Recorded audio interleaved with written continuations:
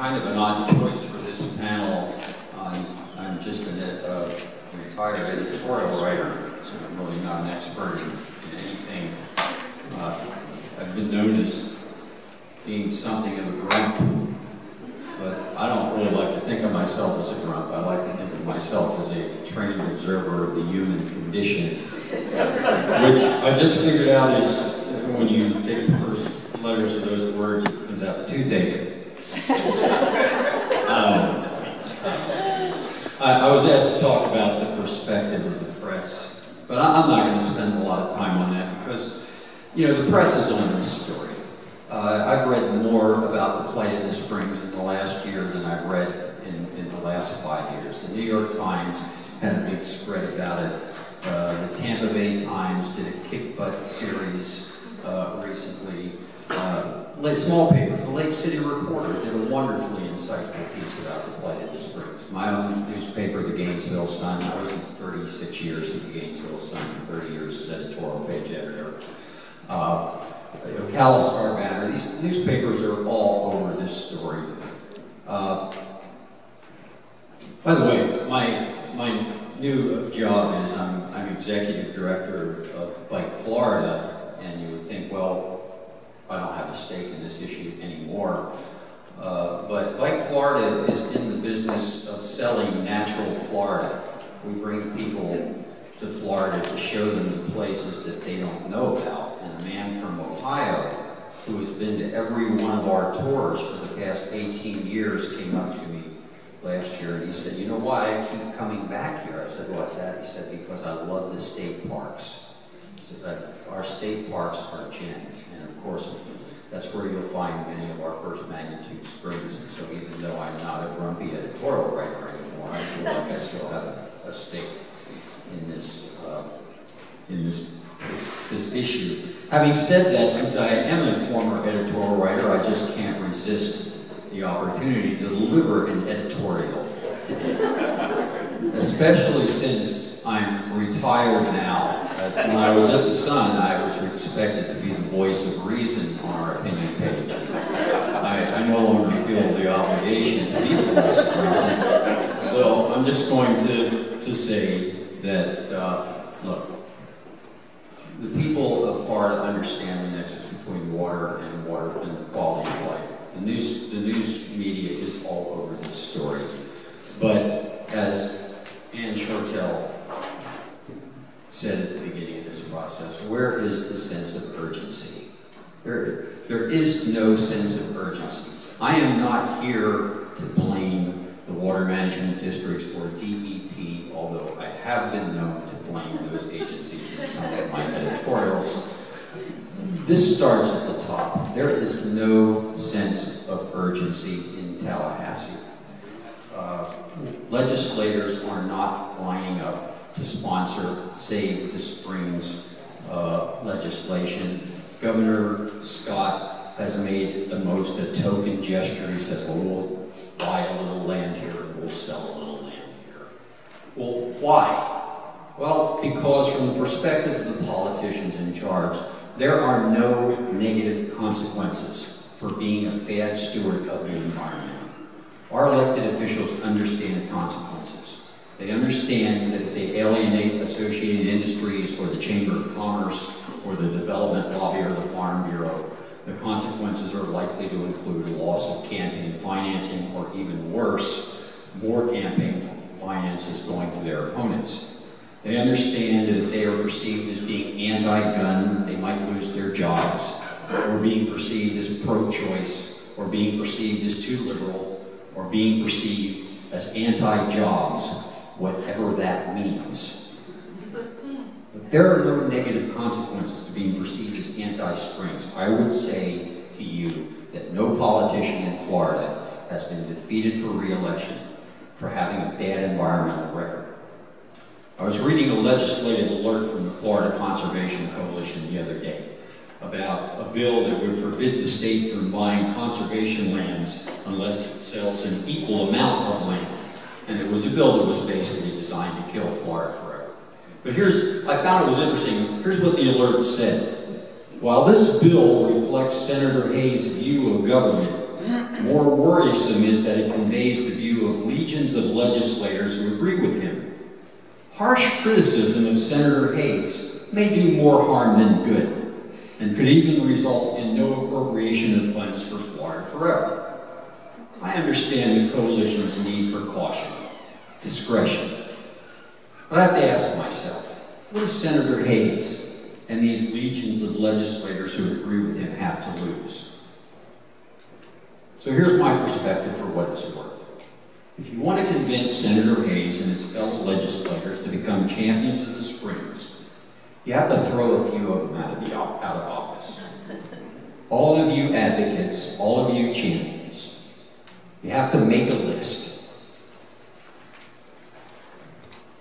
Call them the Dirty Dozen for PR's sake. Select the legislators with the worst environmental records and mobilize a Throw the Rascals Out campaign. Make it your top priority in 2014. Spend money, organize, build green coalitions, do what the NRA does. And if you only manage to defeat 3 or 4 of them, the message will be out there. There are consequences for being bad stewards of our water. Call me a cynic if you want. Nobody's ever called me a cynic before, by the way. But that's what it's going to take. There has to be consequences for treating our water like dirt, for turning a blind eye toward the dying springs in the service of big ag or big developers or the utility lobby, hey Jerry, or all the other big business lobbies. You want to get their attention, throw the rascals out. One of my favorite movies, I'm a movie guy, one of my favorite movies is The Maltese Falcon. And there's this great line at the end of The Maltese Falcon. You know, they were chasing this mysterious statue of the Falcon. It was through the plot through the whole movie, and finally somebody asked Humphrey Bogart at the end of the movie, well, what was this Falcon? What was it? And he said, it's the stuff of life. Well, you know what? We're talking about the stuff of life here. This water is literally the stuff of life. And we've got to stop treating it like dirt. Thank you.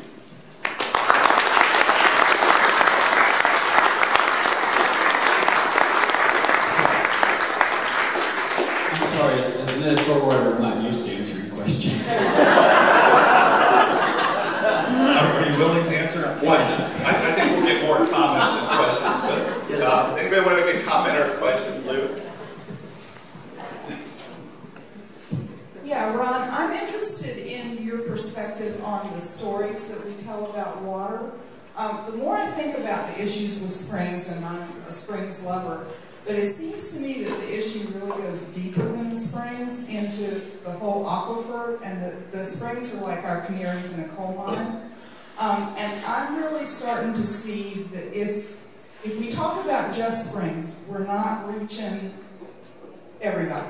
But if we start to talk about potential damage to the aquifer and damage to our drinking water, our agricultural irrigation water, that might be a way to reach more people. Do you have any kind of take on that? Well, I mean, I think those stories are being told around the state. I just saw a survey that IFAS did, and it was interesting. They said that people are, at this point, are more concerned about water quality than water quantity. We haven't really gotten the conservation message across yet. It's evident by the fact that they're sucking that stuff up in Jacksonville, like, you know, it's never going to end. But yeah, that battle definitely has to be fought. We need to talk more about conservation. Any other comments or questions for Ron? No. Dan? Dan Hilliard from down in the English Yankeetown area. I would like to second the comment you made in regards to the uptake or the increase in media coverage on this. The Citrus Chronicle, for one, has been vociferous on this issue. The second, and this is a question, you're familiar with Ambrose Bierce? Sure. You recall his definition of a cynic? It wasn't me. It's a blackbird whose faulty vision sees things as they are, as opposed to how they should be. Thank you. Any other questions or comments? Yes, ma'am. Hi, Ron. My name is December McSherry. I notice you have your note-taking pad, so it looks like you're still interested in news, and that you do visit state parks. And I want to give you a task.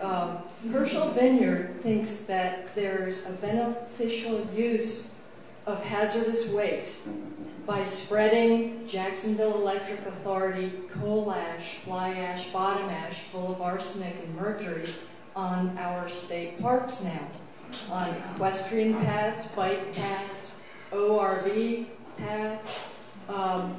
They're pretty thick. And I don't know if they spread it out here, but I don't really want to breathe any dust from speeding cars because it could be here too. But when you visit the state parks, could you please go to the managers and ask how much has been deposited on their lands? Thank you. We're all the time coming up with these harebrained schemes. I covered the legislature back in the 70s, which actually, in retrospect, turned out to be the golden age of the Florida legislature. Who knew? But at the time, the Department of, I forget what I called them at the time, now it may have been the Department of Environmental Accommodation, they